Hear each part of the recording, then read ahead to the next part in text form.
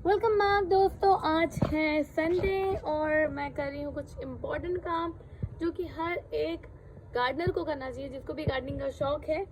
ज़रूरी है कि आप वीकली एक बार अपने टेरेस पे घूम के देख लीजिए। इस तरीके की चीज़ें जो वीड्स होते हैं, जो घास उगाते हैं आपके पौधों में, इसको निकालना बहुत ज़रूरी है। ये जितनी भी मिट्टी में इम्पोर्टेंट चीज़ें होती हैं ये सब खींच लेता है और फिर आपका प्लांट उतने हेल्दी वे में नहीं ग्रो कर पाता है। तो बहुत इम्पॉर्टेंट है इस तरीके की कोई भी चीज़ें, जो भी घास मास जो भी उग जाता है, इसको निकालना बहुत ज़रूरी है। और साथ ही ये सब करने से गंदगी भी नहीं होगी, मच्छर नहीं आएंगे। तो पौधों में अगर साफ़ सफाई रखोगे तो वो आपको सिर्फ ऑक्सीजन देंगे डे टाइम में और आपका एनवायरनमेंट ब्यूटीफुल रखेंगे। तो मेक श्योर ये सारी चीज़ों का ध्यान रखेंगे। ये देखो यहाँ पे भी वीड्स उगाए हैं और निकालने के बाद में आप ऐसे झटक लोगे तो उसकी मिट्टी इसी में गिर जाएगी। ये देखो मैंने एक तुलसी का कटिंग लगाई थी, 4 से 5 कटिंग लगाई थी मैं, जिसमें से एक सक्सेसफुल हो गया है। ये देखो ये हो गए, इसे लगाए कम से कम 15 से 20 दिन। मैं इसको ट्रांसप्लांट कर दूंगी दूसरे प्लांट में, दूसरे गमले में, ताकि ये पौधे की ग्रोथ को नहीं अफेक्ट करे। मैं प्रेफर करती हूँ कि एक गमले में एक ही पौधा रहे, या तो फिर अगर है तो जैसे कि अभी गर्मियों में हमको मिट्टी को मॉइस्चर के लिए इस टाइप के प्लांट में लगा देती हूँ, लेकिन फिर भी मैं कोशिश करती हूँ कि एक गमले में सिर्फ एक ही पौधा रहे। बट ये टैंगल हार्ट बहुत ब्यूटीफुल दिखता है यार, और ये बहुत ही मतलब इन्हांस करता है आपकी गार्डन की ब्यूटी को। तो देख रहे हो, बहुत मज़ा आता है इसको देखने में, बहुत ही प्यारा लगता है टैंगल हार्ट। साथ ही मैं आपको दिखाना चाह रही हूँ कि ये इस तरफ टंकी है, ये तारुश।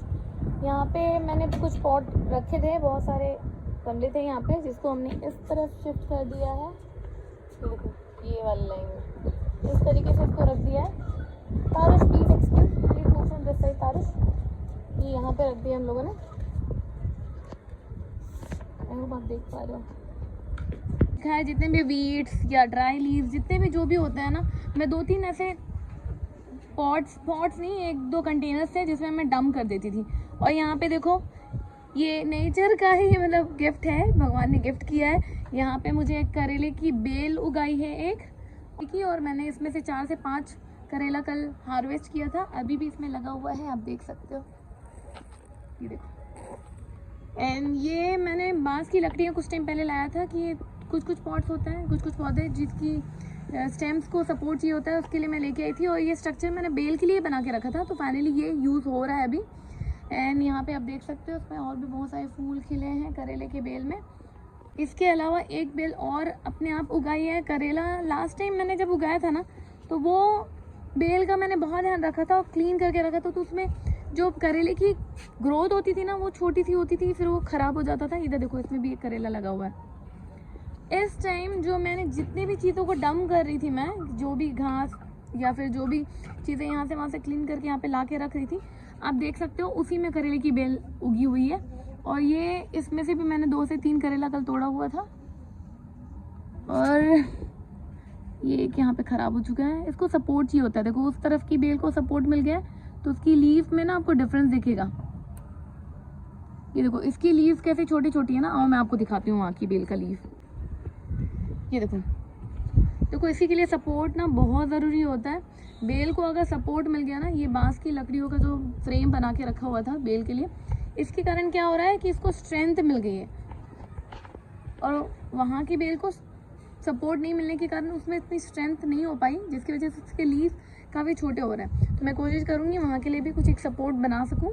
और ये जो 9 o'clock होता है माउथ रोज़, ऐसा नहीं कि सिर्फ समर्स में ही ब्लूम करते हैं, रेनी सीजन में भी काफ़ी अच्छा ग्रो कर रहा है, आप देख सकते हो। रेनी सीजन सबसे बेस्ट टाइम है, जिस टाइम आप अपने विंटर प्लांट्स की प्रिपरेशन कर सकते हो। स्पेशली कटिंग्स अगर आपको लगाना है तो आप अभी से शुरू कर दो। ये वीकेंड, ये संडे मेरा प्लानिंग है, आज का मेरा प्लानिंग है कि मैं गुलदावरी की कटिंग, गेंदे की कटिंग, गुलदावरी की कटिंग, गेंदे की कटिंग और कलांचो, मेरे पास में कलांचो भी है, उसमें पिंक कलर के फ्लावर्स आते हैं जो मेरे पास में है। कलांचुम में भी बहुत सारे शेड्स आते हैं। तो ये इसकी इन सभी की कटिंग मैं आज लगाऊंगी, कम से कम 7 से 8 कटिंग मैं सोच रही लगा दूँ। बहुत ज़्यादा लगाने के बाद में भी क्या होता है कि स्पेस नहीं हो पाता है, मिट्टी पर उतनी मैं तैयार नहीं कर पाती हूँ।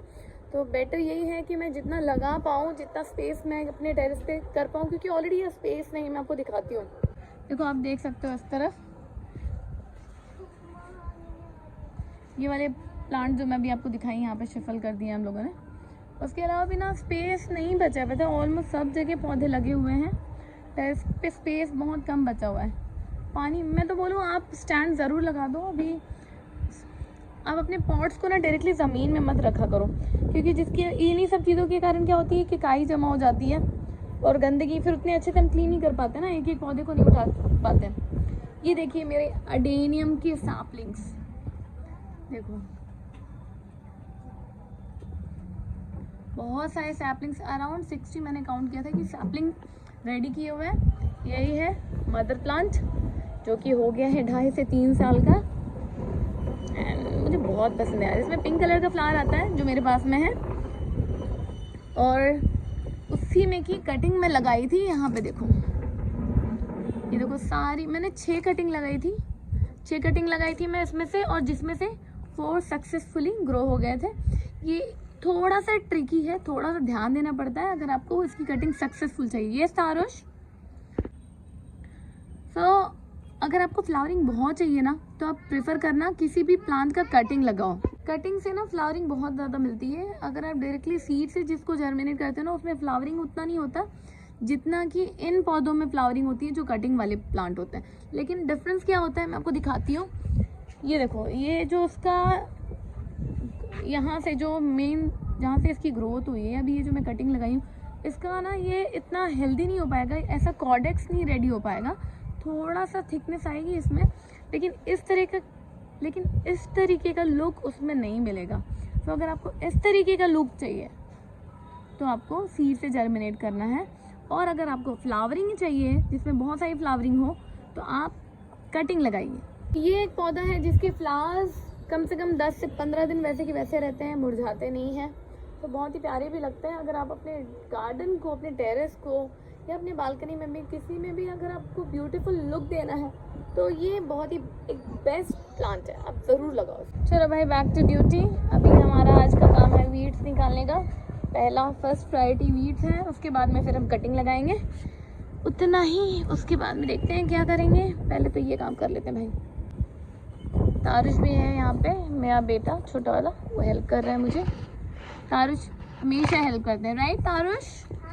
अब मम्मा को हमेशा हेल्प करते हो ना गार्डन में। साथ ही जितनी भी सूखी पत्तियां हैं, दिखती हैं उसको भी निकाल लो आप।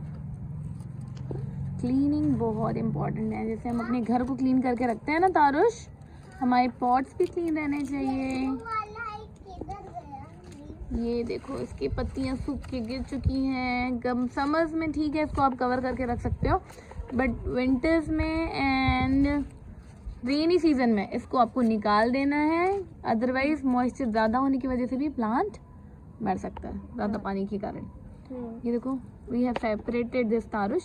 ये इसमें ऐसे मैंने कटिंग रख दी थी जो कि उग गए हैं, इसके रूट्स काफ़ी अच्छे से जर्मिनेट हो गए हैं। अब इसको भी हम दूसरे पॉट में डाल देंगे, या फिर गिफ्टिंग के लिए भी यूज़ कर सकते हैं। Will gift someone, right? Say hi. Tarush, say hi to everyone. Hi everyone. My name is Tarush Mishra. Where's your T-shirt, Tarush Mishra? Go wear your T-shirt. Why? Not looking good. Go wear your T-shirt. No. Yes. You are sitting under which plant? Do you know the name of this plant, Tarush? Wait. This one behind you. Can you see this plant? I don't know. This is plumeria. We also call as a champa in Hindi, and in English we call this as plumeria. This is plumeria. ये plumeria का plant मैंने cutting से ही लगाया हुआ है, ये वाला जो कि तारू जिसके नीचे बैठे हुए हैं। लास्ट ईयर सेम इसी टाइम पे मैं लगाई थी इस कटिंग को। बहुत ही मतलब इतना मोटा नहीं था यार कटिंग जब मैं लगाई थी, इससे पतला था, और इसकी कटिंग लगाना बहुत ही ईजी है और बहुत ही ईजिली ग्रो कर जाता है। इसके लिए एफर्ट्स ज़्यादा नहीं लगाने पड़ते हैं, बस थोड़े से ट्रिक्स हैं जिसको जानना ज़रूरी है। फॉर एग्जाम्पल ये कटिंग जब मैं लेके आई थी, मैंने इसके सारे लीफ निकाल दी थी मैं, और लीफ निकालने के बाद में मैं इसको 4 से 5 दिन ड्राई होने के लिए रखी थी। इसमें से जो दूध निकलता है आपको मैं दिखा रही हूँ, देखो ये देखो, ये दिख रहा है। तो ये क्या होता है कि अगर ये ड्राई नहीं हो रहा है कटिंग लगाने से पहले, तो इसके कारण फंगस लग जाता है उस कटिंग में। तो आपको मेक श्योर करना है कि इसका जो मिल्क, जो इसमें से दूध निकल रहा है, जो भी लिक्विड निकल रही है, उसको आपको, ये पीने वाला दूध नहीं है, ठीक है, मुझे ये वाइट दिख रहा है तो मैं इसको दूध बोल रही हूँ। तो ये जो लिक्विड निकल रहा है इसका ड्राई होना ज़रूरी है। उसके बाद में आप क्या करना है, आपको कम से कम इतना 3 से 4 इंच इसको नीचे लगाना है अंदर में, और कोशिश करना है इतना बड़ा कम से कम कटिंग बाहर रहे। तो सक्सेसफुली ये ग्रो हो जाता है। आप 5 से 6 दिन बाद में लगाओ, और कटिंग के टिप पे और नीचे में दोनों तरफ आप फंगीसाइड लगा देना, ताकि 100% रिजल्ट आपको मिल सके। एंड उसमें आप इमेजिन करो एक भी लीफ नहीं था, अब ये कटिंग 1 साल में कितना अच्छा हो गया। देखो काफ़ी अच्छा सा पेड़ वाला लुक आ गया है इसमें। तो कटिंग से भी प्लांट उगाना बहुत ईजी है, बस थोड़ी सी टिप्स, ट्रिक्स, आइडियाज़ पता होनी चाहिए। थोड़ी चीज़ें सिमिलर होती हैं, अगर सेम फैमिली से बिलोंग करता है प्लांट तो उसकी ट्रिक सेम होते हैं, लेकिन अगर वो अलग है तो उस पर थोड़ा सा आपको ध्यान देना पड़ता है। तो कुछ चीज़ें जो मुझे पता है मैं आपसे शेयर कर रही हूँ। आपको भी कुछ नई चीज़ें शेयर करना है, या फिर जो चीज़ आपको लगता है कि आप पूछना चाह रहे हो तो उसे ज़रूर पूछ सकते हो आप। और मेरे टिप्स, ट्रिक्स अगर आपके लिए नए हैं तो आप कमेंट कीजिए, मैं तो वीड्स निकाल रही हूँ। मिलेंगे अगले वीडियो में। आज का वीडियो यहीं तक। Happy Sunday, hope you all enjoy your Sunday. Do like, share, subscribe. जल्दी मिलेंगे नेक्स्ट वीक में, तब तक ध्यान रखेंगे। Bye. Then look, that giant Denali fell into the volcano. Then he died. Oh no.